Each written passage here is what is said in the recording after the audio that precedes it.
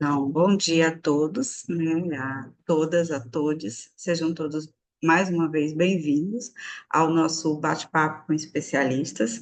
E hoje nós temos a grata satisfação de ter, né, de ouvir, ter essa oportunidade mais uma vez de ouvir, né, por que não dizer, né, Débora, o maior pesquisador que a gente conhece aqui dentro desse país e o professor mais apaixonante que existe, tá? Hoje nós vamos ter aqui a presença do professor Kleber. Gostaria aqui de poder apresentar a minha tela, tá? Deixa eu colocar ela aqui no modo apresentação. Isso. Vocês conseguem visualizar a minha tela? Estão conseguindo Sim, visualizar? perfeito. Muito bem. Então, Tá muito hoje, bom. Tá ótimo. o nosso bate-papo, ele tem como convidado mais que especial o professor Kleber Silva, que vai falar um pouco para a gente sobre o ensino de português nos Estados Unidos.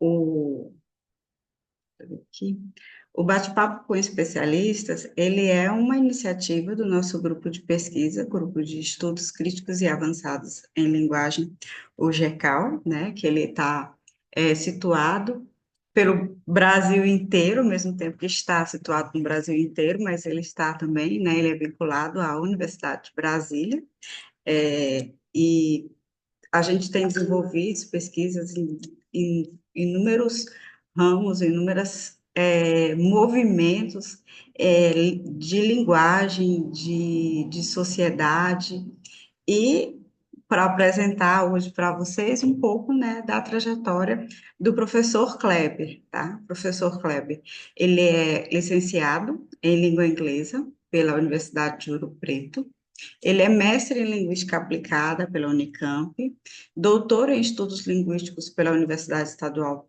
Paulista. Ele realizou muitos estudos de pós-doutoramento tanto aqui dentro do Brasil como fora.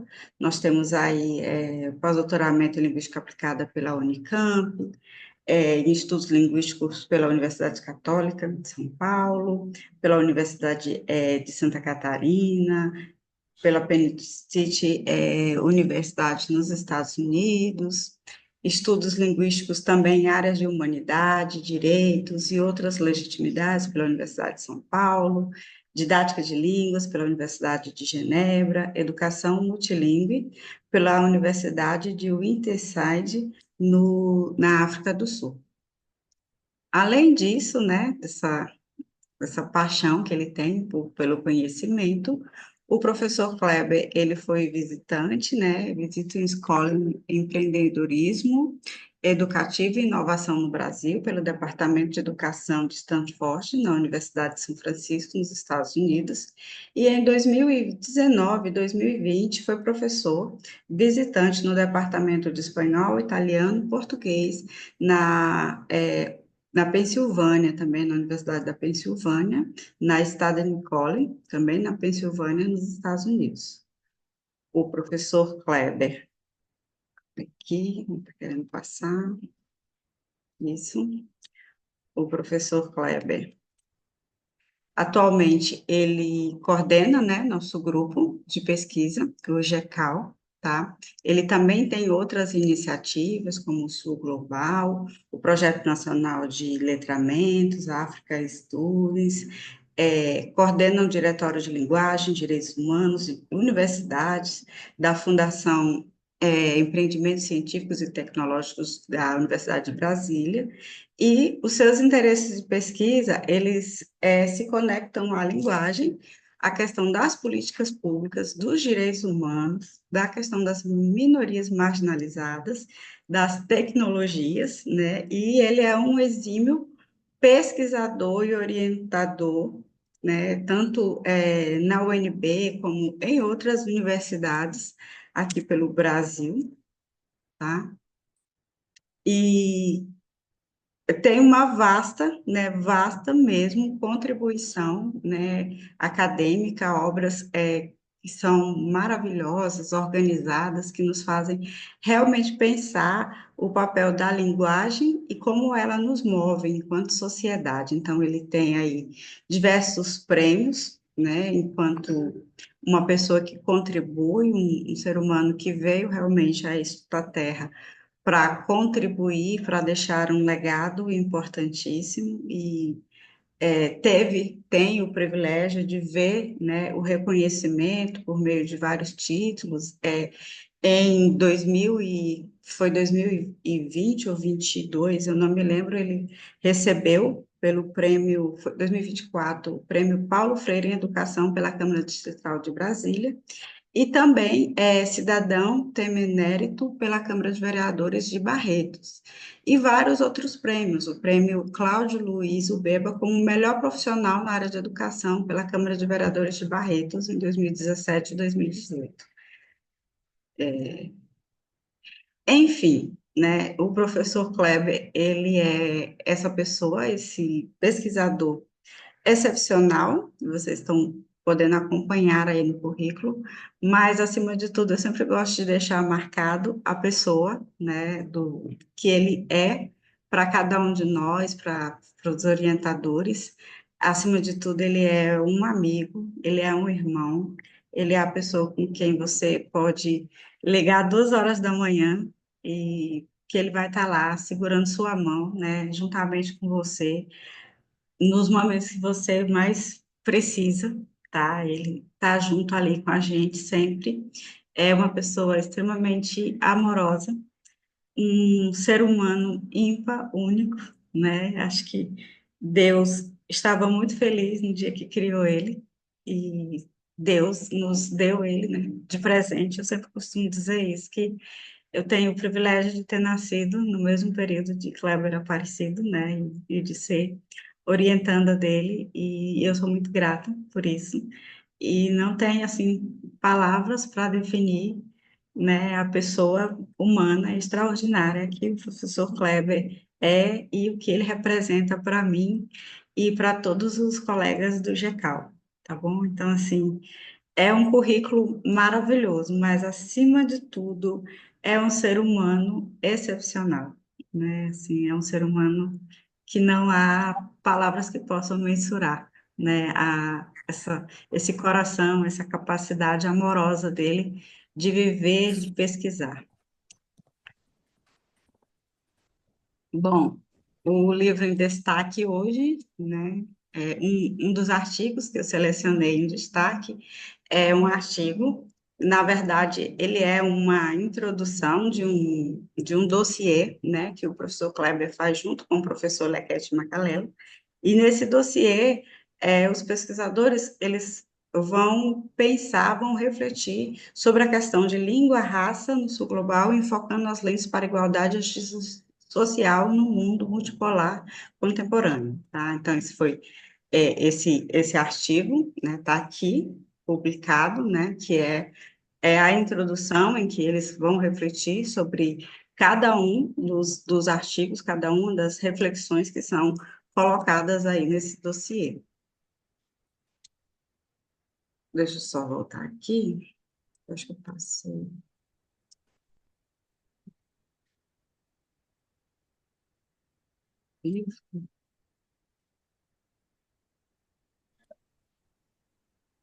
Vou botar aqui. Mas o professor Kleber vai mostrar, tá? Então, a nossa atividade de hoje, ela tem esse momento aqui para apresentação. O professor Kleber tem 45 minutos de apresentação oral. E após isso, vocês vão ter Meu Deus, a um Dulce me período. irritou, meu marido tá Eita, dormindo. vocês vão ter um período aí para poder dialogar com o professor Kleber.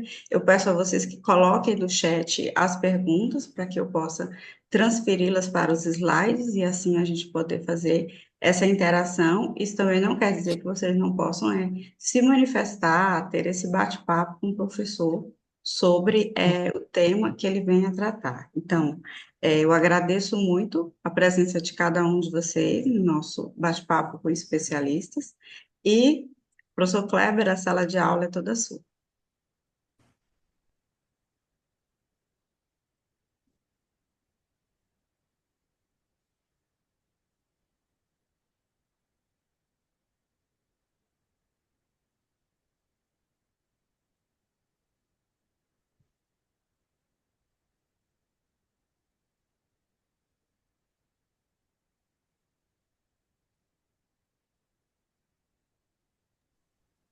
É, então, bom dia, Leide, bom dia a todos os colegas que nos acompanham agora, tanto de forma virtual, ao vivo, quanto os que vão assistir nosso canal. Eu queria agradecer, viu, Leide, pela sua gentil apresentação, agradeço muito pelas suas palavras, que muito me acalenta, agradeço muito, eu acho que isso é muita bondade sua, viu, Leide? Da mesma forma que você me agradece, eu agradeço você pela sua existência, por todas as contribuições que você tem feito para o nosso grupo de pesquisa. Acho que Leide é uma pessoa encantadora e certamente quando a gente trabalha com pessoas que nos encantam, a gente quer encantar outras pessoas. Então, eu queria agradecer muito pela sua existência, viu, Leide? De todo o nosso grupo de pesquisa que está aqui presente e também os alunos do curso de Letras Português do Brasil como Segunda Língua, o PBSL aqui da Universidade de Brasília.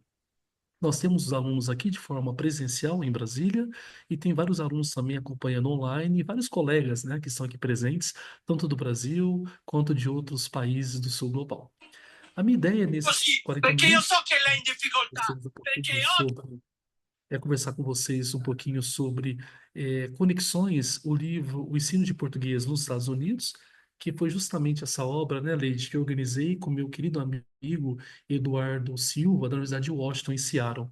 E a minha ideia, a partir do que a Leide apresentou para vocês, é discutir um pouquinho desse livro. Depois a gente vai abrir para um bate-papo, né? Um bate-papo, uma conversa acerca de questões que são bem importantes para nós na área de português para estrangeiros. Então, eu queria mais uma vez saudar todos os colegas do GECAL, os colegas do Grupo Catleia, que está aqui presente, Débora Escúria também está aqui presente.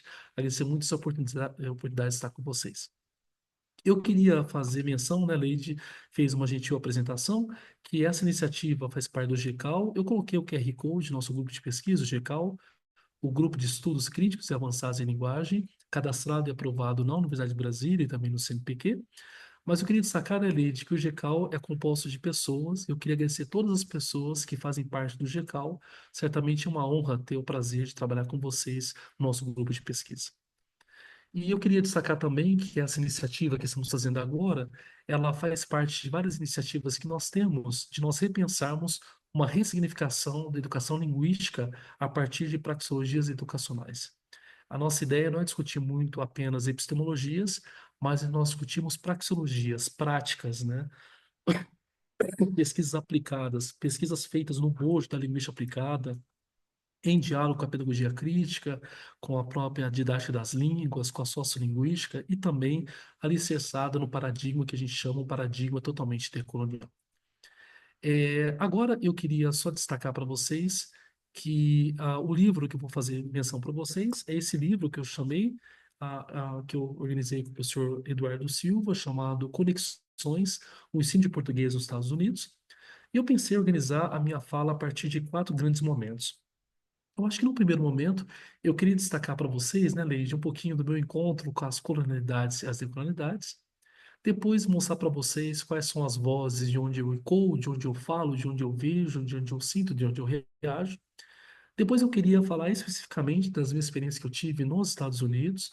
Eu quero deixar bem claro, né, Leide, que eu vou falar dos Estados Unidos não é porque eu quero legitimar a importância do norte global, mas eu quero destacar algumas iniciativas que eu desenvolvi nos Estados Unidos, a partir, de uma perspectiva do sul global, falando com o norte global. E por último, algumas considerações transitórias. Então, pensei em organizar essa minha fala nesses quatro grandes momentos. Então, eu vou iniciar a primeira parte, que é meu encontro com as colonialidades e as decolonialidades, mas antes eu queria destacar que esse nosso livro, que eu vou colocar o QR Code para vocês daqui um pouquinho, se você desejar obtê-lo, na editora Mercado de Letras, você tem os primeiros capítulos para você degustar a obra, e depois você tem justamente o QR Code que vai dar acesso ao livro, caso você deseje obtê-lo para a sua biblioteca, seja ela uma biblioteca impressa ou virtual.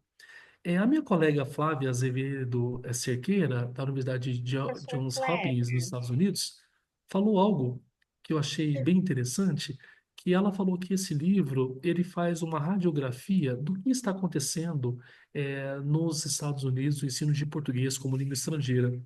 E a nossa ideia desse livro, eu e Eduardo Silva, a quem eu queria agradecer muito pela iniciativa, é professor da Universidade de Washington, em Seattle, é um grande parceiro, um querido amigo meu, a gente tentou mostrar as áreas da linguística aplicada, da literatura, os aspectos culturais, os aspectos pedagógicos nos Estados Unidos.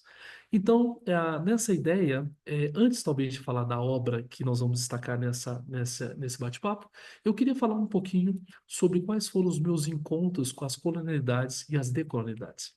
Professor Eu queria Kleber, destacar para você.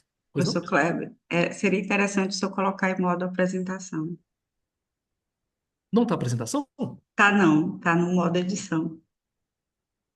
Ah, tá. Deixa eu só colocar então o modo. Eu achei que está no modo Isso. apresentação. Eu vou parar o compartilhamento. Eu vou colocar no modo apresentação aqui. Me desculpe, eu achei que estava no modo apresentação. Eu vou colocar aqui. Se vai dar certo, Leide? Vamos ver se vai dar certo. Eu vou tentar compartilhar, ver se aparece o modo apresentação para vocês. Para vocês agora está a apresentação? Sim, agora sim. Tá ótimo. Ah, desculpe então. Desculpe. Então estava certinho, né? Então, só para retomar, então, obrigado, Leide, pelo seu apoio. Então, eu queria falar um pouquinho com vocês sobre o meu encontro com as colonialidades e as decolonialidades. É, Quando eu começo a refletir agora na tessitura do meu memorial para professor titular na Universidade de Brasília, uma coisa que me surpreendeu é que muitas das minhas formações e transformações que eu me permiti ter foram circunscritas no norte global, entendendo o norte global como os países hegemônicos. E compreendendo que o norte global, até do país, né? Quando eu falar norte global do país, estou me referindo às iniciativas das regiões, as regiões sul e sudeste, e o sul global do nosso país, talvez seria a região norte, nordeste e centro-oeste. E aí, toda a minha formação, né, Leide, né, Ricardo, acadêmica, ela foi circunscrita na região graduação, mestrado, doutorado, na região norte global do Brasil. E aí eu migrei para Brasília, no Centro-Oeste, e comecei a encontrar outras formas de pensar a ciência. E para minha surpresa, quando eu saí para fazer estágios pós-doutorais, como professor visitante, como pesquisador fora do Brasil, ainda mantinha aquela mentalidade de fazer pesquisa é estar na onde? É estar no norte global. E aí eu fui fazer algumas iniciativas no Brasil e fora, dentre elas, grande parte da minha iniciativa se circunscreveu nos Estados Unidos. A partir disso, então, eu queria destacar para vocês que embora eu estivesse no norte global, existiram algumas questões que para mim são caras e que foram muito interessantes para eu rever quem eu me tornava e quem eu era. Para minha surpresa, no ano de 2019, eu fui agraciado com uma bolsa da Fulbright para ser Visiting Scholar na Universidade da Pensilvânia, a Penn State University, em diálogo com a Universidade da Pensilvânia. E todo mundo sabe que o estado da Pensilvânia, ele é marcado muito com a questão racial. É o estado majoritariamente negro, né? E eu estava morando numa cidade, State College, que era uma cidade majoritariamente branca. E a partir dos meus contatos com o Simply Bullock McConney, Sushi Karagaraja, Lantov, Karen Johnson e assim por diante, mas um diálogo muito forte com o McConney, eu comecei a pensar que eu poderia ser um visit scholar na Penn State University e discutir questões de raça no ensino de português como língua estrangeira. Agora, quando eu estava na Penn State, comecei a relembrar os, os preceitos de Milton Santos, quando ele afirmou de que existe um olhar enviesado para os nós negros, né? Parece que a boa sociedade, parece que colocou um lugar predeterminado para nós, lá embaixo, para nós, na pirâmide. E nós deveríamos pensar em mecanismos para subir nessa pirâmide. Agora, na minha estada na Penn State, algo que mexeu muito comigo, por ter sido uma estada em 2019/2020, eu havia perdido meus pais há 2 anos atrás, 2 anos anteriores, por volta de 2017/2018, eu comecei a refletir a importância da gente pensar no ensino de português a partir do aspecto de raça. E para minha surpresa, meus pais, embora não eram acadêmicos, eles tinham essa vibe da decolonialidade, da negritude, da valorização das culturas como algo preponderante. E aí, na minha estada na Penn State, como professor visitante na área de português como língua estrangeira, eu comecei a ser uma voz da coletividade, a voz da minha irmã, por parte de pai, a Vanessa, avós dos meus afilhados, os meus sobrinhos, né? Quer dizer, meus afilhados, meus sobrinhos queridos, o Gabriel e também a Bia. Eu comecei a ser uma voz de uma coletividade que, infelizmente, devido à falta de políticas propositivas, não conseguiu adentrar o âmbito acadêmico, tá claro? Então, é interessante que, dentro de um processo de português para língua estrangeira, em 2019, na Universidade da Penn State, isso me fez relembrar, me tornar mais negro do que eu era. Citando um pouco a Neuza Santos, eu sempre fui negro, mas a partir de 2017, com a morte de papai e mamãe, eu me tornei negro. Ou seja, essas questões que minha mãe e meus pais consideravam importantes, eu comecei a trazer à baila no ensino de português como língua estrangeira, né? Então, essa é minha família, eu sou uma voz dessa coletividade, né? Aí essa voz da coletividade me faz relembrar filmes tais como Wakanda, né? Wakanda, onde o Wakanda, ele era o quê? Ele era justamente uma voz dessa coletividade. Então, por eu ser um brasileiro que estava situado ou morando nos Estados Unidos, eu achei na necessidade de eu discutir essa voz da coletividade. E, para minha surpresa, a partir de 2019, eu comecei a ter contato muito fortemente com a Conceição Evaristo, que é uma grande pensadora negra do contexto brasileiro, no qual eu fui cátedra dela na USP, fiz uma seleção para ser cátedra dela na USP, e na minha cátedra com Conceição, ela me ensinou várias coisas. E uma das coisas que Conceição Evaristo me ensinou é que a nossa escrevivência, ela não pode ser lida como histórias de ninados da Casa Grande, mas sim tem que ser lida como mecanismos para incomodar as pessoas dos seus sonos injustos.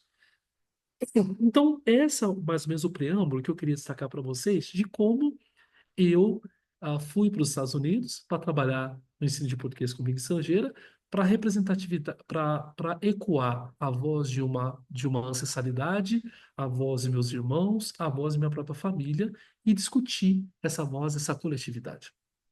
Então, a partir disso, então, talvez você que está me acompanhando agora ao vivo no YouTube pode estar se perguntando, Kleber, de onde você ecoa, de onde você fala, de onde você vê, de onde você sente, você reage?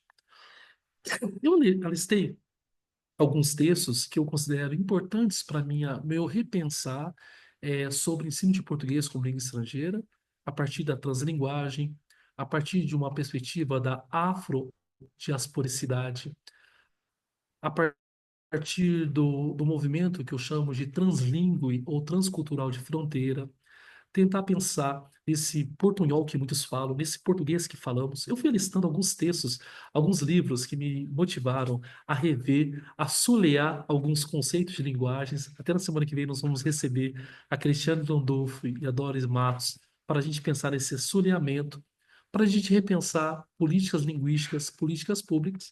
E aí vai ficar, talvez, o meu diálogo com vocês, vai ser circunscrito nas obras Linguagem, Interseccionalidade e por Luta de Direitos, um livro que eu organizei em 2024, que foi indicado ao Prêmio Jabuti Acadêmico de 2024, e também o nosso dossiê, que a lei gentilmente fez menção, chamado Linguagem, Raça e Sul Global, que tem alguns textos que discute a questão do português como língua estrangeira, o contexto, o ensino de português nos Estados Unidos e também em outros países do Sul Global, que eu fiz menção aí. É só você digitar Linguagem, Raça e Sul Global, TLA, Trabalho de Linguística Aplicada da Unicamp, onde você vai ter acesso a esse dossiê.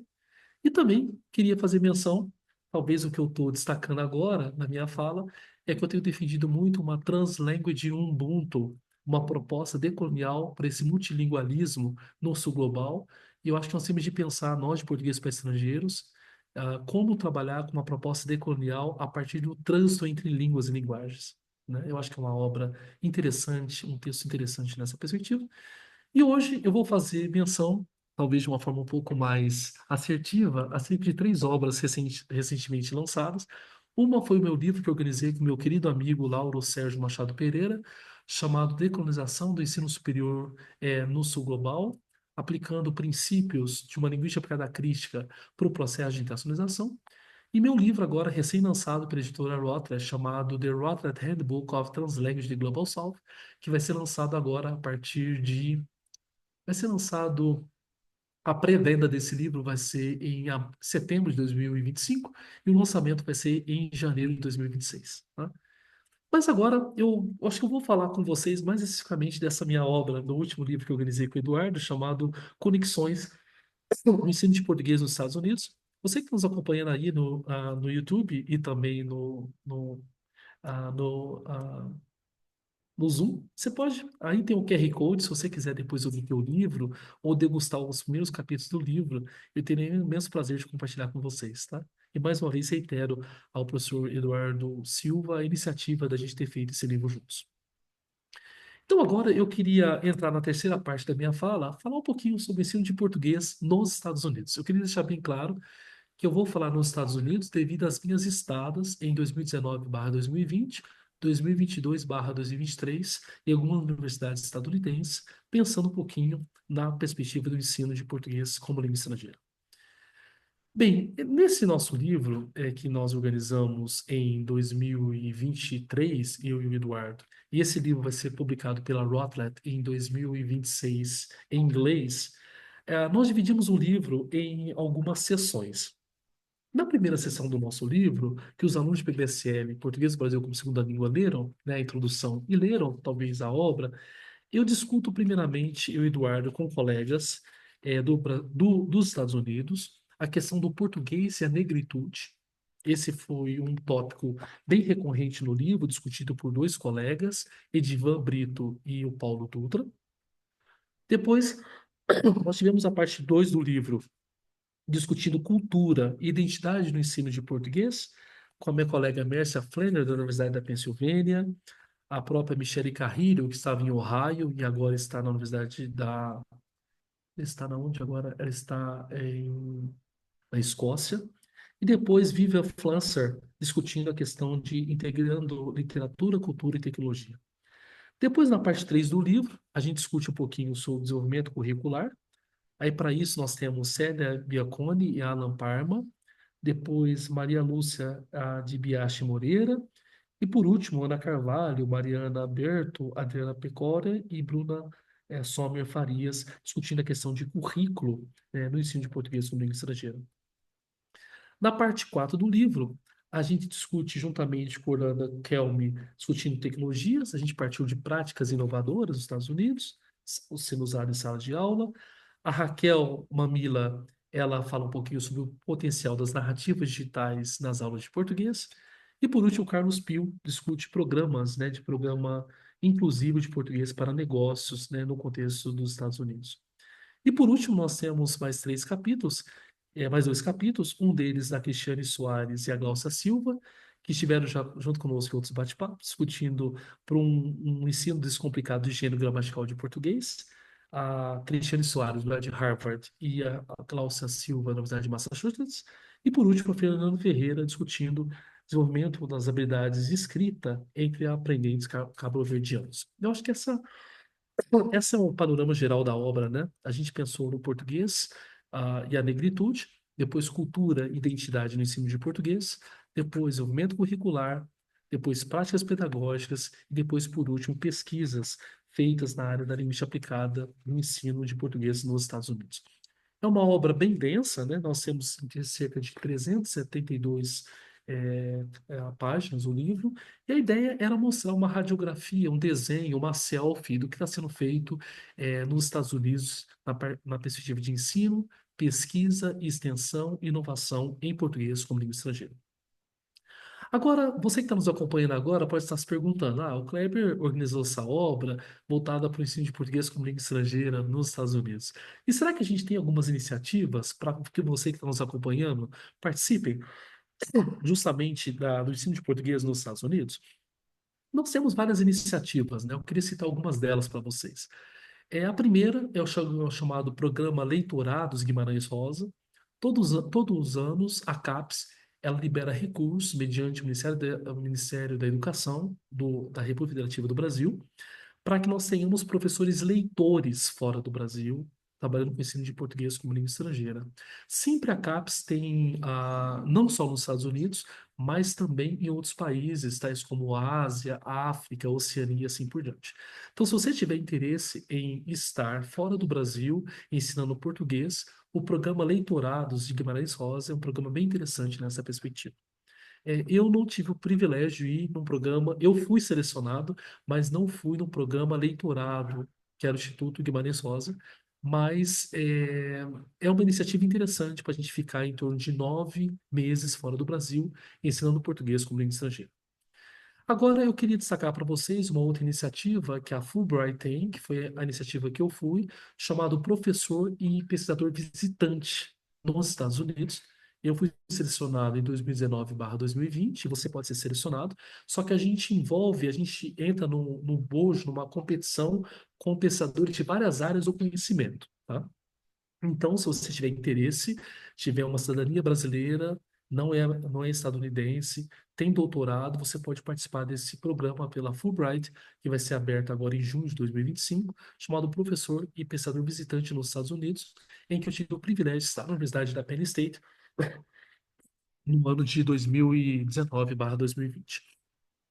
Agora, a iniciativa que eu fui em 2022/2023 foi na Stanford University, que foi uma iniciativa de Stanford, de ser pesquisador em Stanford, assim como o Harvard abre as seleções, e Yale abre. Então, as universidades estadunidenses, elas abrem posições para professores visitantes, e aí você submete a candidatura, caso você é aprovado, a universidade que vai te receber, você pode fazer um trabalho em português como língua estrangeira. Tá? Então, a minha estada como bolsista foi a minha estada 2019/2020 na Universidade da Penn State University, 2020/2021 com uma bolsa com pesquisador distinto na Universidade de CUNY, em Nova York, 2022/2023 na Universidade na Stanford University. E agora, 2026, eu vou estar em afastamento após doutorado, se Deus abençoar que dê tudo certo, eu vou estar indo para a UBC, a British Columbia University, trabalhando com a minha querida colega, minha querida amiga, a Rico Kubota, na universidade, na UBC, em Vancouver, no Canadá. E aí eu estou interessado, desde eu interagi muito com a minha querida amiga, Kátia Martins, que atuou na Universidade de Toronto, na Universidade de York, sempre em diálogo com a Kátia, né, eu sempre manifestei minha admiração pelo trabalho feito por ela e por vários colegas no próprio Canadá, e agora eu pretendo ficar uma estada fora do Brasil, uma parte no Canadá e uma parte em África, pensando agora em fazer interconexões transatlânticas, Estados Unidos, Canadá, Brasil e África. Tá? Então, essas são algumas iniciativas que eu queria pontuar para vocês, que eu considero importante para quem quiser entrar no ensino de português como língua estrangeira. Bem, a obra que eu fiz menção agora para vocês é a obra Conexões, no ensino de português como língua estrangeira, que eu coloquei o QR Code para vocês, caso vocês desejem obter maiores informações dessa obra. E também coloquei aí rapidamente a obra em destaque, a Decolonizando o Ensino Superior no Sul Global, onde nós temos alguns capítulos deste livro que tratam a questão do português e as políticas de disseminação dessa língua fora do Brasil.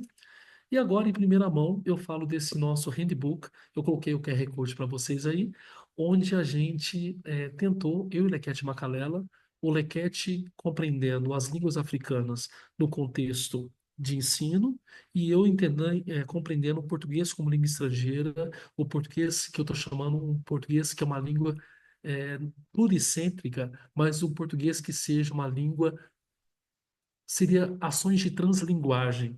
Como eu translinguar em sala de aula, como eu fazer resgate de ancestralidade, como discutir justiça social, igualdade, raça, gênero e outras questões que são caras dentro da área da linguística aplicada. Então, esse é o livro que vai ser lançado em breve, então. Essa coleção, esse livro, Conexões de Ensino de Português nos Estados Unidos, faz parte de uma coleção do GECAL, que é o nosso grupo de estudos críticos e avançados de linguagem. Nós temos, né, Ricardo, já aprovados e publicados 18 livros em 2 anos. Agora, no segundo semestre, a gente vai ter vários livros voltados para a questão do português como língua estrangeira. Bem, para isso agora eu vou entrar na parte final da minha fala. Eu acho que num primeiro momento eu queria mostrar justamente a perspectiva da minha constituição de colonialidade e decolonialidade e pós-colonialidade que eu tenho me constituído. Na segunda parte, contei para vocês rapidamente de onde eu falo, de onde eu vejo, de onde eu reajo. Na terceira parte, eu dei um panorama geral do livro. Depois, se vocês podem ler, a gente pode debater nas conversas aqui justamente questões do próprio livro. E agora eu queria trazer algumas considerações transitórias acerca disso. Eu queria, o livro nosso chama Conexões, né? Conexões. E eu queria destacar que as minhas conexões, elas não foram feitas no contexto estadunidense, a partir de pessoas que estavam colocadas no centro. As minhas conexões nos Estados Unidos foram feitas com pessoas que estavam à margem da sociedade. Então, quando eu estava na Filadélfia, eu queria trabalhar com português para africanos e português também para comunidades marginalizadas ou periféricas, em State College e na Universidade da Pensilvânia. Quando eu fui para CUNY, em Nova York, com a Ofélia Garcia, eu estava interessado em compreender o ensino de português para as comunidades em New Jersey. Um lado New York, outro lado New Jersey. E New Jersey com várias comunidades marginalizadas. E a minha última estada em Stanford, que foi algo mágico na minha vida. Stanford foi algo mágico na minha vida. E eu não estava fazendo pesquisa com comunidades pretas estadunidenses, mas fazendo pesquisa com comunidades pretas nos Estados Unidos.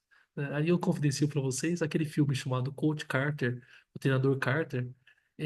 Aquele treinador, ele fez uma pesquisa e dava aula numa escola. E eu fazia pesquisa naquela escola. Eu interagia com os alunos daquela escola, em São Francisco, né? E aí entra aquela questão que eu tenho falado muito em várias lives, é parar de fazer pesquisa sobre comunidades e fazer pesquisa com comunidades e permitir que as comunidades nos ensinem. E aí, para terminar nas considerações transitórias, eu trago essa imagem que para mim me toca muito essa imagem. Essa imagem foi tirada, essa foto foi tirada no ano de 2024, quando eu estava em Salvador, na Bahia, e quando eu fui informado pelo INEP de que haveria possibilidade da minha prova ser prova do Enem de 2024, eu queria celebrar aquele feito e fiquei muito feliz do INEP ter escolhido minha prova como as reflexões da minha prova como meio para a redação de 2024 e trabalhava com a herança africana. E a minha ideia naquela prova era discutir a questão do português e raça e mostrar que nós não temos o português, o que nós temos é um pretuguês, né? Essas duas crianças, elas são africanas, né? E se tornaram meus afilhados, né? Uma dessas crianças é haitiana e outra criança é nigeriana. E para minha surpresa, quando eu fiz o exame agora para ver minha ancestralidade, eu vi que grande parte do meu genes, do meu DNA, ele é circunscrito, ele é, ele vem de Haiti e Nigéria. E aí, quando eu faço uma prova, eu interajo, celebro com duas crianças que estavam brincando comigo no hotel, que são nigerianas e que são haitianas. São dois irmãos esses daqui. E aí eu fiquei pensando, eu queria terminar talvez a minha fala nesse colóquio com essa citação, que eu sou um educador de línguas, eu sou um educador de português como língua estrangeira na Universidade de Brasília, em diálogo com os Estados Unidos e outros países, e sou um agente intercultural que sempre quer aprender a desaprender para aprender de novo, né? Eu acredito que a estada, tanto nos Estados Unidos quanto em diálogo com colegas que são dos Estados Unidos e outros países, tem me feito desaprender para reaprender para aprender de novo. E quando eu resgato a minha ancestralidade, eu chego à conclusão que o meu corpo negro, como um professor e pensador negro dessa universidade de Brasília, ele me causou várias cicatrizes durante o processo. Mas eu não quero jamais causar cicatriz em outras pessoas. Eu quero transformar as minhas cicatrizes em atos de amor. E vai ser meu livro que eu vou lançar no ano que vem, pela editora Boitempo, ou pela editora A Companhia das Letras, chamada Pedagogia do Amor versus a Pedagogia da Dor, né? Se a gente narrar as nossas histórias no ensino de português, o ensino nosso, de uma maneira geral, são marcadas por muitas dores, né? Mas o que a gente tem que fazer hoje, talvez, é amar as pessoas e transformar as nossas cicatrizes em atos de amor. Eu queria agradecer mais uma vez, viu, Leide, a oportunidade de estar com vocês nessa manhã. E eu queria destacar, em síntese, Leide, para dar meu tempo certinho, eu queria que eu concebo o ensino de português para estrangeiro, seja nos Estados Unidos ou em outros contextos sociais e culturais, como pensar local e agir global. Eu acho que nós temos de pensar mais localmente que ensino nós temos e temos de pensar em mecanismos para a gente agir global e ter um ensino de português, não só nos Estados Unidos, mas ensino de português na China, o ensino de português na América Latina, o ensino de português no Canadá, o ensino de português também na universidade europeias, pensar no ensino global, um ensino muito mais pluricêntrico. Então, eu queria, mais uma vez, Leide, e eu vou deixar para vocês os meus contatos, tanto meus contatos de WhatsApp, quanto o meu Instagram e também meu e-mail institucional. Se vocês já fazer algum contato comigo, para a gente dialogar assim, acerca do ensino de português, seja nos Estados Unidos, seja em Europa, seja em África, eu estou inteira disposição para falar com vocês e dialogar, né? Então, eu queria destacar, Violeide, que ensinar é aprender e não existe vice-versa. E eu acredito que essa experiência nos Estados Unidos me deu uma forma de eu repensar o que é ser brasileiro. E eu terminaria agora, prometo para vocês que é apenas um minuto para a gente abrir para debate aqui com toda a audiência. Eu queria destacar que é engraçado, né? A gente só começa a valorizar a nossa língua quando a gente está fora do nosso próprio país. Então, quando eu estive morando nos Estados Unidos, eu vi quanto a nossa língua é uma língua importante, quanto que a nossa cultura é importante, quanto a construção de novas identidades é importante. Então, hoje, eu considero que nós que atuamos no ensino de português para estrangeiros, não deveríamos ser apenas educadores de português, mas nós somos embaixadores linguísticos e culturais da nossa própria língua. Eu acho que o Itamaraty deveria pensar numa iniciativa de ter embaixadores que tivessem formação em linguística e linguística aplicada, né? Porque quando a gente está num outro país, a gente deixa de ser apenas professor ou educador e passa a ser embaixador da nossa própria língua, nossa própria cultura. Então, mais uma vez, eu queria agradecer muito a presença de todos vocês. Nós temos um grupo muito significativo aqui presente no Zoom, e você que está me acompanhando aqui presencialmente, na Universidade de Brasília, e também no YouTube, que vai nos acompanhar depois, e queria destacar aqui minha grande satisfação de estar com vocês. A gente poderia agora abrir, né, Leide, para perguntas, para debate. Estou aqui à inteira disposição para interagir e para aprender com vocês. Nossa, muito, muito bonito, muito bom, professor. Né? Aí vocês puderam ver um pouco da contribuição, das reflexões, da constituição, né? Humana e acadêmica, do professor Kleber. Durante esse período do doutorado, eu tenho aprendido muito a respeito disso, né? Que a gente não, com ele, que as coisas não estão desassociadas, mas estão muito ali imbricadas. Toda a nossa formação humana, todas essas vozes que nos compõem, elas vão nos criando tanto no âmbito pessoal, como no âmbito acadêmico, como no âmbito profissional. E a academia, ela vem sendo, aos poucos, transformada, né? Esses dias eu fiquei muito feliz com a fala, acredito que foi do professor Júlio, quando ele disse para a gente assim, o GECAL, ele tem essa perspectiva, que é muito Kleber, de tratar muito a questão humana, de mostrar, né, quem somos de verdade, quem nós somos, como fomos constituídos ao longo da nossa história, para que as pessoas possam refletir como são as pesquisas que nós estamos desenvolvendo e as reflexões que a gente vem levantando, porque são reflexões que foram sentidas na pele por muito tempo, né? Sentido em nossos corações, sentido em nosso dia a dia. Isso tudo foi, às vezes, nos colocado de uma forma difícil, mas que a gente conseguiu ressignificar. E essa frase, ela é muito marcante para mim, do professor Kleber, quando ele diz que as minhas cicatrizes eu transformei em atos de amor. E eu falo que é o meu lema de vida, assim, que a gente tem que tentar fazer essa educação freiriana mesmo, baseada no amor. Bem, professor, nós temos aqui a pergunta da Isadora Zerra. Vou compartilhar aqui.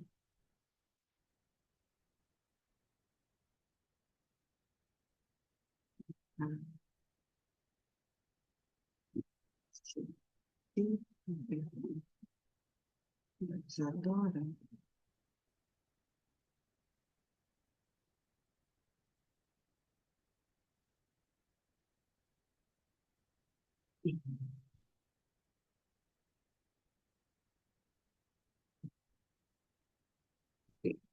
Não sei se aqui, presta atenção. Parece que está travado. mas acredito que o senhor está conseguindo visualizar. Sim. A Sim, Isadora está perguntando quer ler a pergunta, Leide, se como o desejar? funcionamento desses programas procede depois do decreto de Trump sobre o inglês como língua oficial. Houve algum impacto? Então, Isadora, primeiramente, queria agradecer muito, Isadora, pela ótima pergunta. Eu coloquei aqui no chat um texto que eu escrevi sobre esse assunto. Leide, se você quiser talvez projetar esse texto, foi publicado na revista, na Secom da UNB. Eu coloquei no chat automaticamente para vocês. É um texto que eu tento discutir um pouquinho sobre os decretos que foram feitos pelo governo Trump acerca da imposição do inglês como língua oficial nos Estados Unidos. Eu tentei nesse texto, nesse artigo, tentar discutir um pouquinho os decretos feitos pelo Trump e pensar, né, Débora, numa contra-argumentação de cada item desse decreto, né? Então, nós, como linguistas, como sociolinguistas, como linguistas aplicados, acreditamos que a imposição de uma língua, né, de inglês como língua oficial nos Estados Unidos não procede, né, a partir das contribuições de estrangeiros no contexto estadunidense. Agora, Isadora, uma coisa que eu posso te falar para você, que devido à ação totalmente acientífica, acrítica de um presidente dos Estados Unidos, tudo isso está tendo um retroflexo muito grande hoje no contexto estadunidense, muito grande.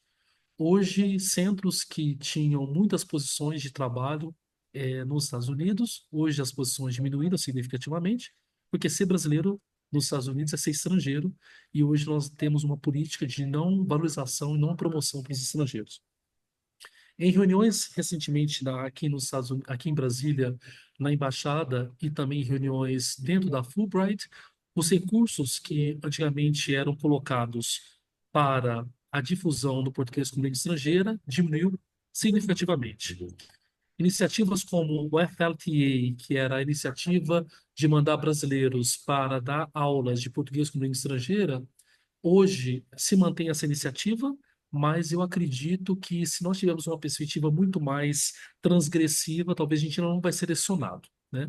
O que me surpreende hoje no contexto estadunidense, a Isabela, é aquela reportagem que saiu no New York Times, não sei se vocês viram, Ana Carolina, a Lady, são uma reportagem no New York Times sobre palavras que você pode utilizar, iniciativas para ser desenvolvidas nos Estados Unidos.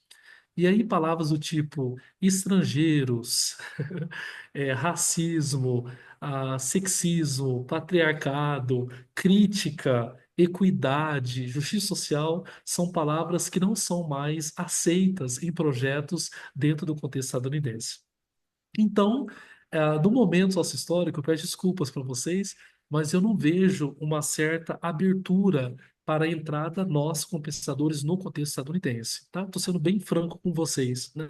E com a perspectiva agora da descontinuidade do chamada Diversity, Equity e Inclusion, que trabalha com diversidade e inclusão e também diversidade e inclusão nos Estados Unidos. Hoje, esse departamento não existe mais nos Estados Unidos, devido à imposição de um presidente acrítico, para não falar outra coisa, né? A perspectiva que eu tenho dele. Então, hoje, os departamentos foram substituídos por um departamento chamado meritocracia e inteligência. Como se você fosse para entrar nos Estados Unidos, você deveria entrar por mérito e ali vai radiografar a sua própria inteligência, né? Então, eu só queria destacar, né, a Isadora, a pergunta. Eu não posso ser ingênuo achando que uma ação política não tem justamente impacto numa política linguística. E hoje, a questão do português, em contato com colegas dos Estados Unidos, nós estamos tendo um problema muito forte, um problema muito sério nos Estados Unidos hoje, que é justamente a fuga de vários pesquisadores dos Estados Unidos. Quando eu falo fuga, no sentido assim, de você sair do país para fazer pesquisa em outro estado, em outro continente, porque você não se sente contemplado. Eu queria só destacar agora, para vocês que estão aqui nos acompanhando, existe uma iniciativa agora na Europa chamada A Europa é Sua, chama a iniciativa. O programa não chama esse nome, tem outro nome mais bonito, mas para mostrar que chamando americanos ou estadunidenses para irem para a Europa, para fazer pesquisa na Europa, porque a Europa é deles também. E aí eu vou levantar agora uma ideia que eu ventilei aqui na UNB, em diálogo com o Itamaraty. Por que que a gente não abre uma iniciativa do tipo, ó, o Brasil é seu também, para que esses corpos saiam dos países onde estão sendo subalternizados na pesquisa e venham no Brasil fazer iniciação com a gente? Fica imaginando, por exemplo, como seria maravilhoso se nós tivéssemos no Brasil, agora nesse país, colegas que estão nos Estados Unidos. Eu estou falando dos Estados Unidos, que é um local onde a política está sendo muito cruel na perspectiva de uma produção científica crítica decolonial e transgressiva, que eles viessem aqui para cá, para o Brasil. Vamos imaginar um colega que está na Universidade de Yale, ou tivesse em Massachusetts, ou tivesse no MIT, tivesse em Harvard, ou em Cambridge, enfim, qualquer universidade que tivesse, seja nos Estados Unidos ou fora, e que saísse do país dele para ficar um tempo com a gente aqui, sabe, Ana Carolina, pensasse numa bolsa para eles, uma bolsa igual o CAPES Sprint nós tínhamos, né? O nosso projeto que a gente vai ter do CAPES Global, que nós, das relações internacionais, vamos submeter em diálogo com a Federal do Ceará, Federal do Sergipe e também a Unicamp, é justamente isso, é de mobilidade, trazer essas pessoas que estão lá, que não são felizes no seu trabalho, para ficar uma temporada com a gente no Brasil, ficar uns 6 meses, a um ano, para fazer pesquisa, para nos ajudar a pensar nesse processo de valorização. Então, acho que em síntese é isso. Não sei se respondi, Isadora, a sua pergunta, né, Débora? Mas eu acho que a gente precisa de aproveitar ações. O governo Trump é um governo totalmente ditatorial, né? Então, o que nós deveríamos pensar é abordar justamente questões que até a Jaqueline falou agora aqui, né? Colocou uma questão, é mostrar esse aspecto plurilingüe e multilingüe e pensar em aspectos de acolhimento, né? Então, acho que para responder a pergunta da Isadora, eu acho que nós temos de pensar em política de acolhimento a pesquisadores que estão nos Estados Unidos, que fazem pesquisa na nossa área e que não conseguem mais fazer essas pesquisas porque não tem mais fomento para fazer pesquisa. Tá? Isso está acontecendo na Spencer Foundation, na Indomine Ramirez, todas as associações, tais como a gente tem no Brasil, a CAPES, CNPq aqui no Brasil, nos Estados Unidos a gente tem as ações, nós temos as agências. E as agências não fomentam mais pesquisa que trata dessas questões. Tá? Então, acho uma questão que a gente poderia pegar. Eu falei isso, viu, Ricardo, viu, Débora? Eu falei isso, viu, Ana Carolina? Eu falei isso na reunião da CAPES, agora recentemente, e em diálogo com o Rui Rotterdam, que é o presidente da CAPES, e fiz em reunião com o próprio presidente do CNPq, o Galvão, né? Eu acho que nós precisamos de aproveitar essa deixa, já que a América deles está em crise, vamos a nossa América mostrar que nós estamos sem crise nesse momento. Entendendo agora os Estados Unidos como sendo uma perspectiva do estadunidense, e nós somos América. E vamos mostrar que América é essa. Aí eu termino agora, viu, Débora, de uma forma muito mais categórica, né? O lema do ilustríssimo presidente é de fazer a América grande, né? Era Great America. E nós temos de fazer, vamos fazer a América grande, mas por meio do sul global. Certo. Aí nós temos mais de duas perguntas, professor. Deixa eu tentar projetá-las aqui. Então, nós temos a pergunta número 2, é, do, do João, né? Acredito que é do João, se eu estiver errada, que, opa, diz assim: professor, compreendendo justamente essa marginalização das línguas do sul global, quase que de forma sistematizada, o ensino de português tem ameaçado essa hegemonia ou ainda tem sido difícil para aqueles que querem quebrar essa barreira? Excelente essa pergunta do João. Excelente pergunta, João. Muito obrigado pela sua pergunta. João, eu acredito que o português, hoje, eu não vejo como uma língua que está ameaçando esta hegemonia, na minha perspectiva. Porque, infelizmente, ainda, nós não temos, na minha percepção, na minha opinião, uma criação, né, Leide, de uma proposta, de uma política propositiva de português, tá? Quando eu falo, por exemplo, numa perspectiva política de português, não é só pensar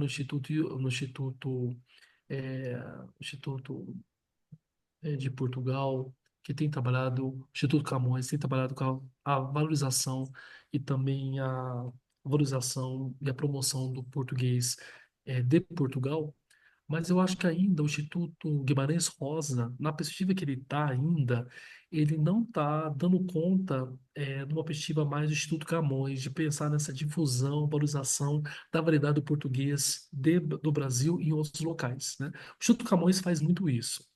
Agora, talvez, Leide, o que eu considero importante era que nós temos de pensar em mecanismos políticos, linguísticos e culturais para o português ser uma língua, justamente, ser uma língua de, como que a gente chamaria? Uma língua de, ah, uma língua política, né? Eu acho, Leide, não sei se está claro, pensar, por exemplo, que mecanismo a gente poderia colocar agora para a língua portuguesa entrar como língua de diálogo no Sul Global, por exemplo, como língua oficial de diálogo em colaborações internacionais, em cooperações em projetos internacionais. Eu fico pensando, que mecanismos fazer para o português ser uma língua oficial de diálogo, não só no Mercosul, assim como o espanhol, mas pensar nos BRICS, o Brasil, Brasil, Rússia, Índia, China e África do Sul, uma expansão do Global South, quando que o português poderia chegar a ser uma língua oficial da ONU, por exemplo? Ter os documentos da ONU ser traduzidos para o português, assim como é traduzido em inglês, em francês e assim por diante. Então, eu não sei, Leide, se puder só parar o compartilhamento para ouvir as pessoas, que eu não estou vendo mais ninguém aqui, mas eu acho que para a gente pensar na valorização do português, eu acho que nós precisamos de pensar nos aspectos políticos. E para fazer política, a gente faz política em diálogo com o Itamaraty, entendeu? Então, o que eu tenho pensado fortemente é, posso falar, né, Débora, nosso projeto Diplomacia Solidária, que, que, que teve como, foi embebedado pelo projeto Catleia, que a Débora coordena esse projeto comigo. Quando a gente criou o projeto Catleia, era para ler pensadores negros, né? E quando a gente foi lendo Pensadores Negros, todas as segundas-feiras, das 5 às 6, né? A Débora deve ter nos ajudado com o grupo, Leite faz parte do nosso grupo também. O que que a gente tem visto? É que existem marcas de africanidade no nosso português, né? E o que eu levei para o Itamaraty recentemente, reunião com o ministro, dois ministros do Itamaraty, eu mostrei para eles a necessidade da gente pensar no português. Então, 2025/2026, Conceição Evaristo vai fazer 80 anos. E Lélia Gonzalez faria 90 anos. E que proposta da Carolina nós levamos para o Itamaraty? A gente levou uma proposta de fazer 2025/2026 a marca do português, entende? Onde todos os institutos Guimarães Rosa vão celebrar português com marcas de africanidade. E nós vamos estar em vários locais. Nós vamos estar na ONU, nós vamos estar em Nova York, eu, com o nosso grupo de pesquisa, o GCAL, nós vamos estar em Nova York, celebrando o Dia Mundial da Língua Portuguesa a partir das marcas de africanidade em 2026. Deu para captar, gente, o que eu estou dizendo? Então, isto, Ana, viu, Leide? Eu estou citando vocês que eu estou vendo aqui na tela, Ricardo, mas tem vários colegas aqui nos acompanhando. Eu acho que para a gente pensar numa valorização do português, eu tenho que pensar justamente nessa inserção do português nos aspectos políticos, né? E agora, quando eu chegar na ONU, que nós vamos fazer o Dia Mundial da Língua Portuguesa na ONU, mostrar uma concessão Evaristo, mostrar uma concessão Evaristo, mostrar justamente vou dar um exemplo, uma Leila Gonzalez, e mostrar que a nossa Constituição identitária ela é marcada por uma afro-brasilidade, é uma forma de mostrar esse português policêntrico que nós temos, entende?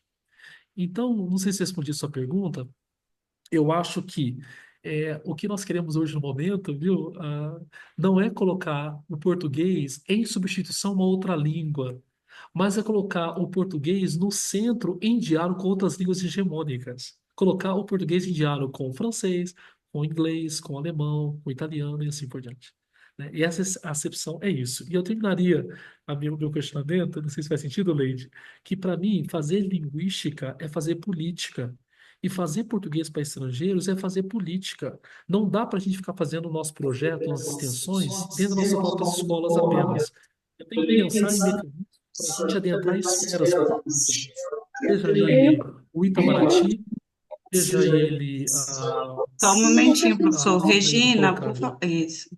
Tá, obrigada. tirar o Itamaraty em diálogo com a República Federativa, em diálogo com os ministérios. Eu acho que essa é a grande sacada para a gente fazer automaticamente, então. Respondi a sua pergunta? Respondi a pergunta, Leide? Sim, professor, sim. Agora nós temos a última pergunta, que é da Bruna, tá? Deixa eu tentar. É, aqui, mais uma vez. Isso. Que a Bruna diz assim: na sua percepção, qual era a motivação dos alunos ao optar pelo espanhol em detrimento de outros idiomas, pelo português, aliás, em detrimento de outros idiomas, como o espanhol ou o alemão? Essa é uma ótima pergunta. No contexto, Bruna, dos Estados Unidos, era o aluno, nas universidades que eu estive, na universidade, na Penn State, na CUNY e em Stanford, em Harvard também, os alunos escolhem as línguas que vão fazer. Eles escolhem as línguas. Agora, Bruna, o que eu considero importante é que essa escolha das línguas se deve muito ao fator político e geopolítico. Então, eu fiz até uma pesquisa no contexto estadunidense. Quando nós estávamos no segundo governo Lula para o governo Dilma, nós tivemos, no contexto estadunidense, grande interesse de alunos internacionais aprenderem português. Tivemos um grande interesse dos alunos internacionais. Em contrapartida, quando tivemos eu vou chamar o impeachment, mas foi o golpe que fizeram com a Dilma, e surgimos o outro presidente, Michel Temer, e depois com o advento do outro presidente eleito, chamado Jair Bolsonaro, e por não trabalhar com uma política propositiva de difusão, valorização do português brasileiro, caiu o número de pessoas interessadas no ensino de português nos Estados Unidos. Ao passo que universidades tais como a Universidade de Georgetown, que está em Washington, que é uma grande universidade, que tinha um centro belíssimo de português para estrangeiros, hoje nós temos poucos professores que trabalham com português para estrangeiros, né? Nós tínhamos, na época que eu estava nos Estados Unidos, a Universidade de Washington, a Universidade de Georgetown tinha mais de 16 professores tenure track de português para estrangeiros. E hoje, na Universidade de Georgetown, posso estar enganado, se ela tiver 3 professores tenure track em português na Universidade de Georgetown, é muito hoje, né? Posso citar a Universidade da Pensilvânia. Quando eu cheguei na Penn State University em 2019, nós tínhamos, bem dizer, um prédio só de aulas de português para estrangeiros. Hoje, pelo que eu fiquei sabendo, existem em torno de 4 salas de aula de português para estrangeiros na universidade na Penn State. Então, eu só queria fazer uma colocação, viu, Leite, um pouco mais assertiva, até que ponto essa questão geopolítica ela tem uma influência no interesse das pessoas de aprenderem português, né? Então, o que eu percebo que ainda há uma falha do governo atual, na minha percepção, viu, Ana Carolina, é uma falha do governo atual de não repensar políticas do ensino e promoção do português fora do Brasil, tá? Então, ainda eu vejo um esforço muito tímido de pensar nisso, tá? Eu, particularmente, penso, falei isso já no Itamaraty e vou falar isso em reuniões em breve, novamente, que nós precisamos de estudar melhor o Instituto Guimarães Rosa, entender melhor como se dá o Instituto Guimarães Rosa no aspecto do português. Eu acho que nós precisamos de visitar o Instituto Confúcio, que trabalha com a cultura chinesa. Nós temos de visitar melhor a Aliança Francesa e precisamos de entender melhor o Instituto Goethe.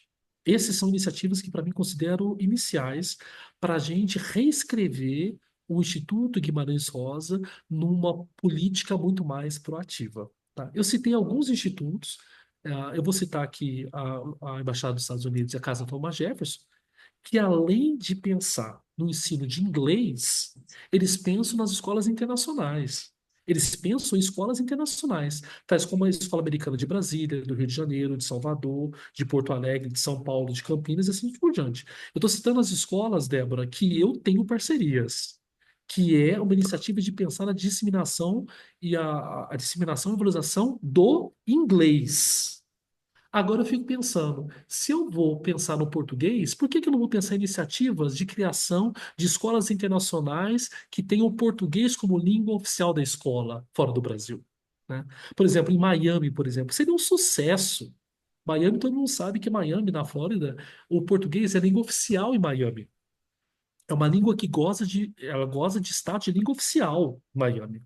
Assim como em Macau, na China, e Goa, na Índia. Aí eu fico pensando, quais seriam as políticas propositivas para a disseminação de escolas internacionais que tenham o português como língua de escola, uma língua escolar? Deu para entender, gente, o que eu quero dizer? Eu acho que é isso, sabe? Né, vamos ter reunião agora na primeira quinzena de junho de 2026, 25. A gente vai ter reunião com dois ministros aqui no Itamaraty, né? E eu vou levar essa ideia nossa, sabe? Para repensar. Eu acho que é duas coisas. É pensar no Instituto Guimarães Rosa para a gente celebrar a questão do português e raça, eu acho que é uma coisa. E a outra é trazer para o Guimarães Rosa para o ministro, que é responsável pelo Guimarães Rosa, que é Neil, o ministro Neil, mostrar para ele que a CPLP ela precisa de repensar as políticas de difusão das outras variedades do português, além do português de Portugal. Então, acho que o português de Portugal, o Instituto Guimarães Rosa cumpre com um papel fundamental. Agora, nas variedades do português faladas em Áfricas e faladas no Brasil, eu acho que nós temos de avançar ainda. Assim que eu vejo. Não sei se eu respondi a pergunta, mas eu acho que não é uma língua, nós não vamos competir com as línguas hegemônicas. O que a gente quer fazer agora é colocar o português no centro, como o centro, para a gente construir novas políticas. Muito bem, professor. Então, a gente vai aqui já nos encaminhando para, né, as nossas considerações finais.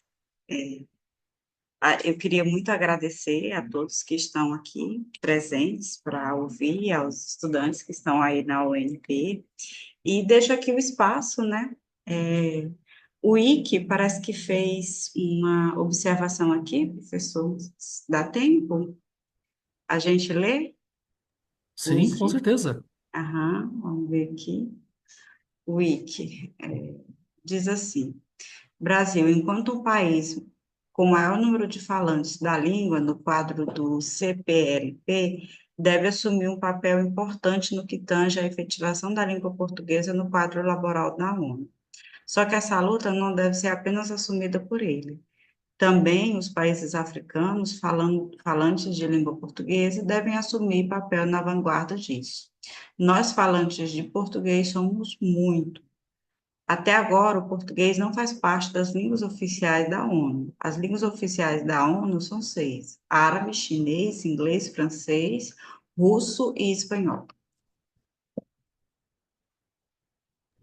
O Wikiju é meu orientando de mestrado barra doutorado, vai fazer, tá fazendo mestrado comigo, vai fazer doutorado comigo depois. Ele é de Guiné-Bissau, né, Ike? O que a gente tem discutido muito, o Ike tem me ajudado, o Danilson, que está aqui presente, também tem me ajudado, e entrou outro africano agora vai fazer mestrado comigo, nas relações internacionais tem me ensinado, é que nós precisamos dar as mãos com a África, entende?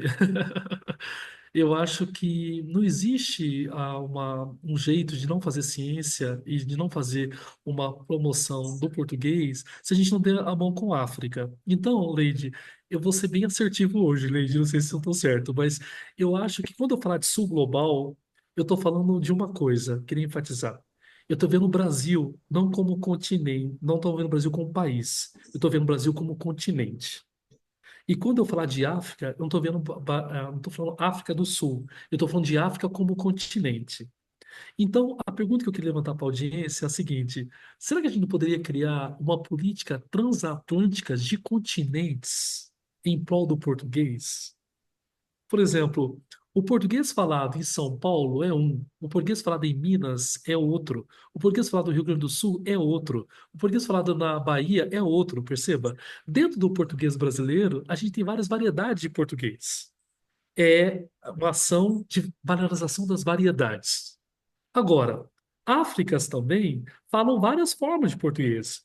O português de Angola é diferente do português de Guiné-Bissau, que é diferente de Moçambique, que tem diferença com Goa na Índia, tem diferença com Macau na China, tem diferença com o português falado nos Estados Unidos, na Flórida, por exemplo. Então, o que eu estou dizendo para vocês é, não sei, Débora, me ajuda depois essa ideia. Não sei se faz sentido, mas assim, será que não estaria na hora da gente propor um projeto transatlântico do português, mas que não tem essa transatlanticidade pautadas nos outros continentes, mas em Brasil e África? Mas Brasil sendo vindo como continente e África sendo vindo como continente. Em outras palavras, aquela frase típica que eu gosto de usar, a Lady, se a gente tem uma predisposição de compreender Áfricas, por que que a gente não compreende Brasis? Então vamos parar. Essa risada minha é uma risada de sarcasmo mesmo, sabe? Vamos parar de fazer política para o Brasil e fazer política para os Brasis. Vamos parar de fazer política para a África e fazer política para Áfricas.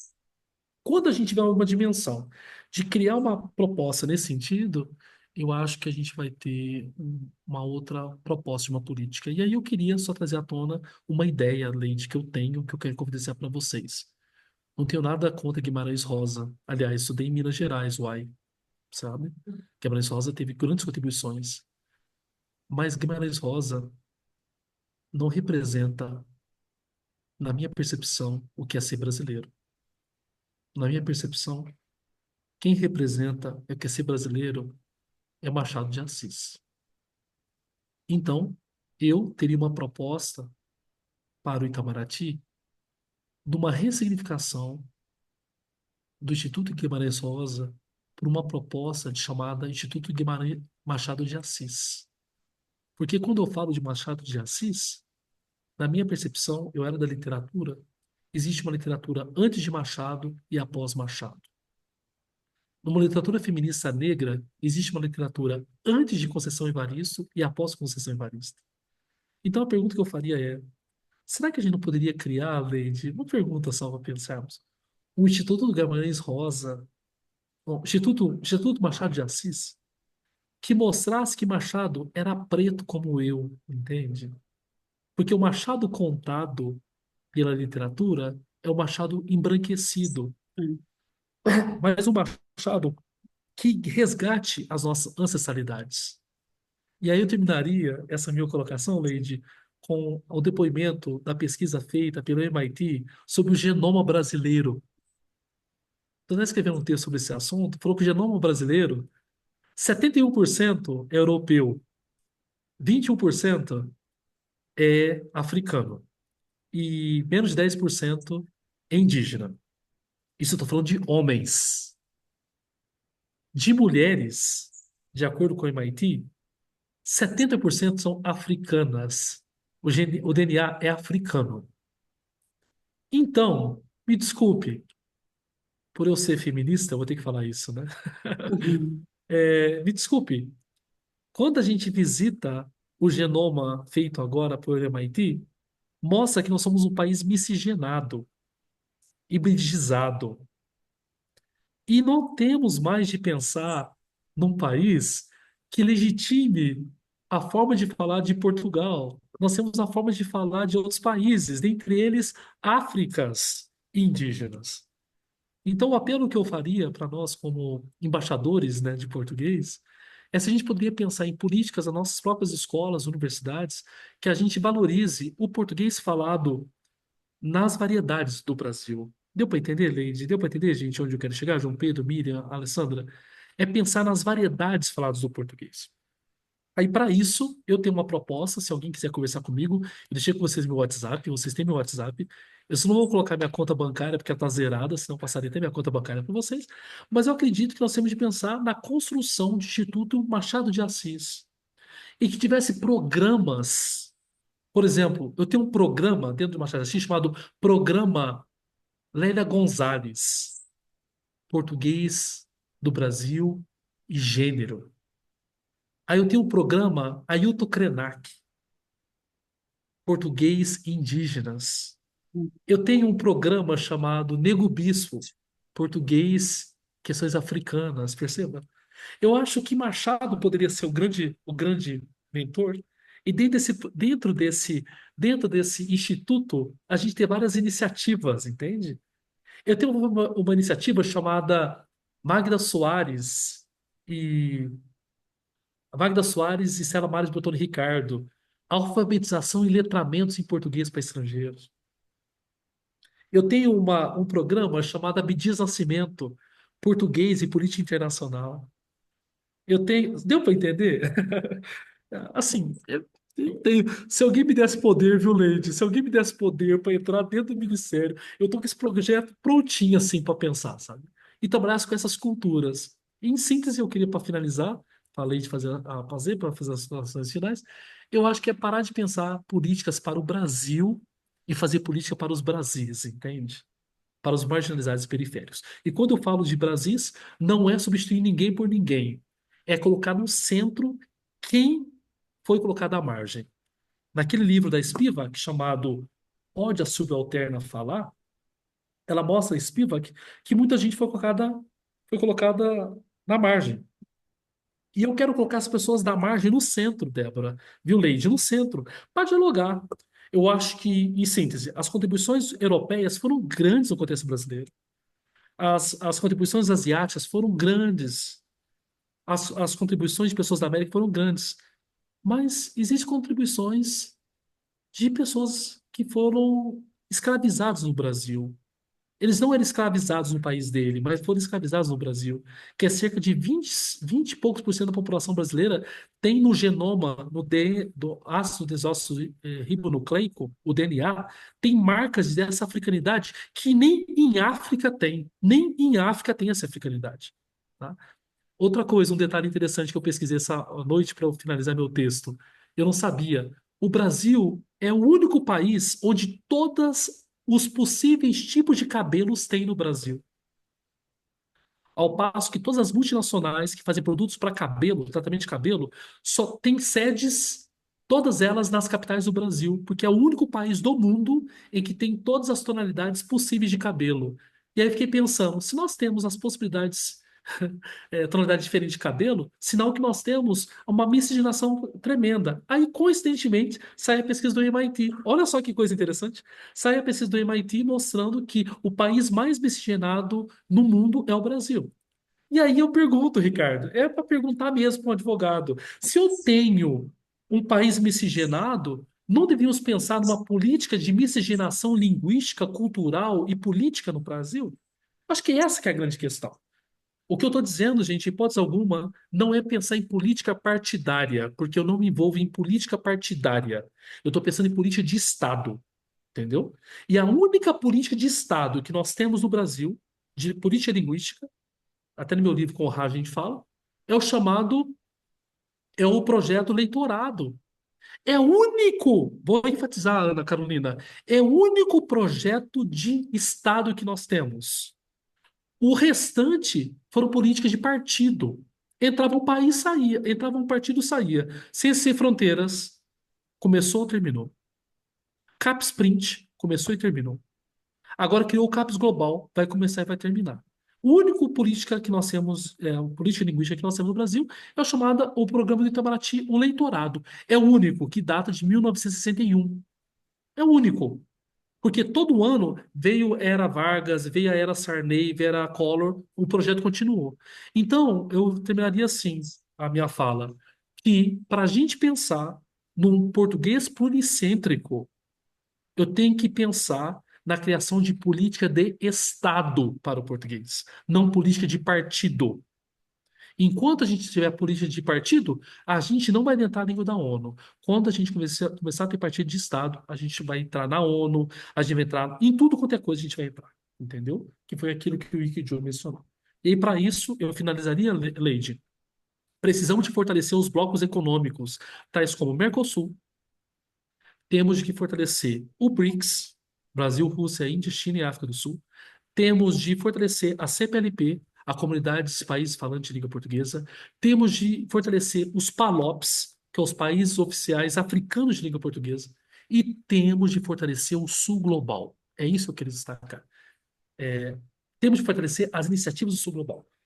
Quando a gente tiver esse conglomerado de iniciativas fortalecidas com o Sul Global, a gente vai ter uma política muito mais disseminadora do português. Essa é a minha perspectiva, Leite. Bem, muito bem, professor. Então, a gente vai Nós vamos nos encaminhar aqui para os momentos finais. Aqueles que desejam fazer mais alguma pergunta ao professor Kleber, vocês podem contactar ele aí pelo WhatsApp ou pelo e-mail. Eu garanto a vocês que ele responde, tá? Ele é bem rápido nisso aí, ele responde. E deixa eu pensar aqui, eu não estou conseguindo passar, mas eu tirei aqui uma citação para a gente para a gente pensar. Parece que eu estava um pouco. A gente estava em uma conexão, né, professor? Então, eu tirei aqui uma citação daquele artigo que o senhor fez junto com o professor Lequete Macalelli, que diz assim: Sul global não é só o Brasil, nem o Brasil, mas sim os Brasis, comunidades que foram colocadas e se mantêm à margem pela ausência de políticas públicas e políticas educacionais. A partir de diálogos e de pesquisas propositivas, plurais, críticas, visando a escutar atentamente essas comunidades, mentes e corpos que foram subalternizados, né, ou periferizados, como, por exemplo, surdos, indígenas, imigrantes, em crise ou negros, né? Então, é essa coisa que o professor Kleber falou, né?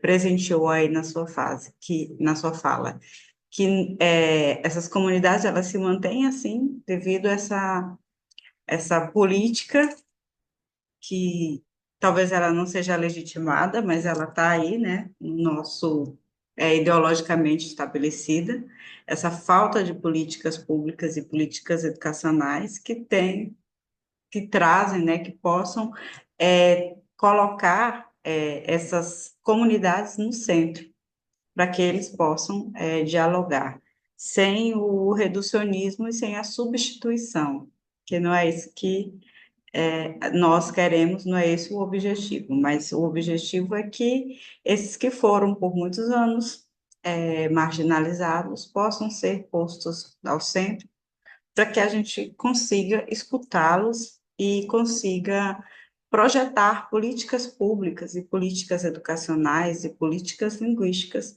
voltadas para essas pessoas, porque elas tão bem sabem daquilo que elas necessitam. Chega, né, professor, da gente dizer ao outro o que é que ele tem que fazer e o que é que ele precisa ser, né? É o momento de ouvi-los e de entendê-los e de acolhê-los e escutar mesmo atentamente as suas propositivas, a fim de elaborar essas políticas que são tão importantes. E aqui adiante, eu deixo o convite para o nosso próximo bate-papo com especialistas, no dia 28/5, com as professoras Doris Matos, da UFSC, e a professora Cristiane Landulfo, da UFB, FBA, né, da Federal da Bahia, que vem trazendo como tema Suleando conceitos em linguagens, decolonialidades e epistemologias outras. Então, a gente deixa aqui o convite para que vocês possam estar novamente conosco a partir das 10 horas, para ouvir as professoras a respeito do tema proposto. E desejamos a todos aí uma excelente semana, de muitas aprendizagens, muitas vitórias. E, professor Kleber, eu deixo aí para o senhor fazer o encerramento. Muito obrigada.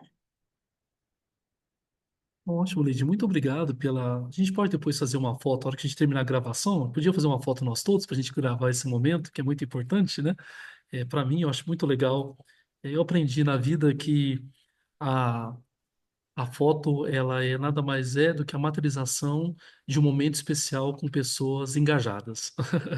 Então, quando a